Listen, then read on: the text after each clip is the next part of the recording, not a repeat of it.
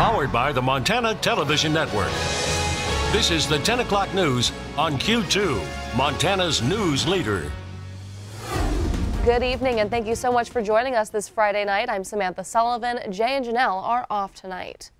A former Eastern Montana high school trainer now accused of sexually abusing teenage boys for decades. The allegations date back to the 70s, up until the trainer was fired from the school in 1998. His victims, at least in the double digits, could even exceed more than 100. The charges are filed against a man named James Jensen. School staff and students referred to him as Doc, both in the Miles City School District and Custer County High School. 18 victims are listed in the case, all of whom range in age between 7th and 12th grade at the time. But the suit says it's possible there are 100 more victims out there. Court documents allege while Jensen, who still resides in Miles City, was the athletic trainer, he used his position to perform physicals and sexually abused the boys. Jensen is accused of handling the boys' genitals on school grounds. The documents say what began as routine and non-sexual massage and ultrasounds eventually progressed and evolved into a sophisticated system of ritual sexual abuse. The case also names the school district and says it knew Jensen was inappropriately touching their students.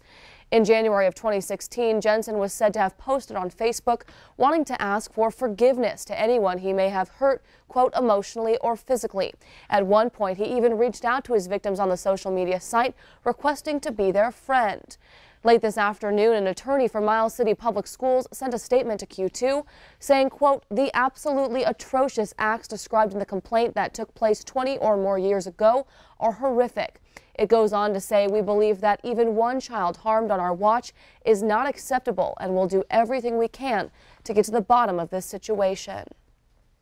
Also today, the National Athletic Trainers Association reached out to us here at Q2 saying that although Jensen is listed as a trainer in the lawsuit, he was never certified by the Board of Certification Incorporated, which is the national certifying body for athletic trainers. The organization says this means Jensen is not, nor has he ever been, a certified athletic trainer. Turning now to national news, lawyers for the woman accusing Supreme Court nominee Brett Kavanaugh of sexual assault when they were both teenagers are negotiating the terms of her congressional testimony next week. Tonight, the Senate Judiciary Committee chair issued a hard deadline for an agreement. CBS's Mola Lengi has the details from the White House. Senate Judiciary Chair Republican Chuck Grassley said lawyers for Christine Blasey Ford have until tonight to respond, or a committee vote will proceed Monday on Supreme Court nominee Brett Kavanaugh. The appellate judge has denied Ford's claims he put his hand over her mouth and groped her at a high school party. 75 female friends and colleagues gathered Friday to show support for Kavanaugh. The reason that we know that this allegation is false is because we know Brett Kavanaugh. Republicans on the committee rejected Ford's request for a full FBI investigation and went ahead with their own probe. CBS News obtained this email they sent to a woman who may have been in attendance at a party that occurred circa 1982, requesting a confidential phone call to discuss the matter. After several days of restraint, President Trump is now questioning Ford's story. Why didn't somebody call the FBI 36 years ago? He tweeted, if the attack on Dr. Ford was as bad as she says, charges would have been filed with local authorities by either her or her loving parents. That tweet drew a sharp rebuke from Republican Senator Susan Collins of Maine. I thought that the president's tweet was completely inappropriate and wrong. But another Republican expressed confidence about the outcome. In the very near future, Judge Kavanaugh will be on the United States Supreme Court. Republicans want Kavanaugh confirmed before the Supreme Court begins its new session on October 1st. Mola Lengi, CBS News, the White House. Back here in Billings, the city has announced its finalist for the city administrator position after negotiations failed with the last pick 9 months ago. 4 men were chosen during a closed-door meeting this week. Now they will travel to the Magic City for additional interviews. The candidates are Dan Chandler out of Oregon. He's the city's current assistant county administrator. Jeff Jones is the deputy city manager in Mesquite, Texas. Chris Kukulski is the only candidate out of Montana and is the executive vice president for business development for Zoot Enterprises out of Bozeman. And Philip Sanders is a former city manager from Texas.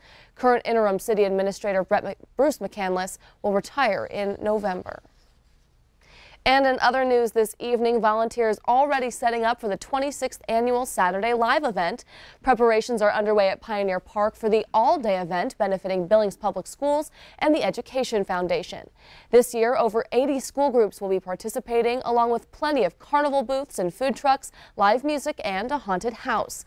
Event coordinator Julie Whitworth says it's just a fun, old-fashioned carnival and a way for the community to help support our local schools. Saturday Live kicks off tomorrow morning at 10 a.m.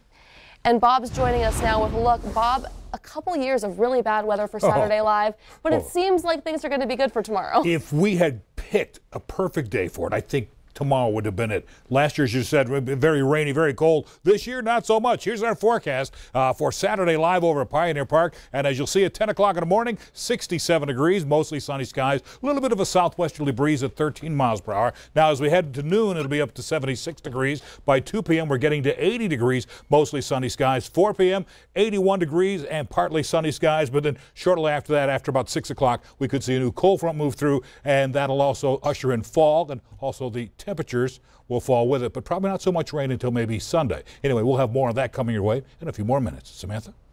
Thanks so much, Bob. And before we take a break tonight, a Montana ski resort is getting some national recognition. For the last 30 years, Ski Magazine has asked their readers to rank resorts based on multiple different categories. Whitefish Mountain takes a top spot this year.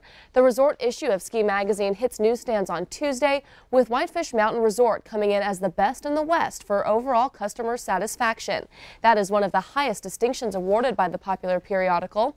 Other factors helping Whitefish Mountain reel in this award: the welcoming atmosphere of Whitefish, the great snow conditions, and the varied terrain the mountain has to offer. And if you want to get out and ski one of Montana's best mountains this winter, Whitefish season passes are available at a discounted rate of $660 until the end of this month.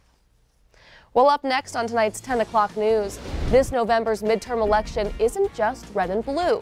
Tonight we'll look at the Libertarian candidates. And later in sports, an action-packed Sports Extra Friday night starts with a crosstown showdown at Dallas. West and Skyview highlights coming up. You're watching MTN News with Jay Cohn and Janelle Slade. Storm Tracker weather with Bob McGuire. And sports with Scott Green. This is the 10 o'clock news on Q2, Montana's news leader.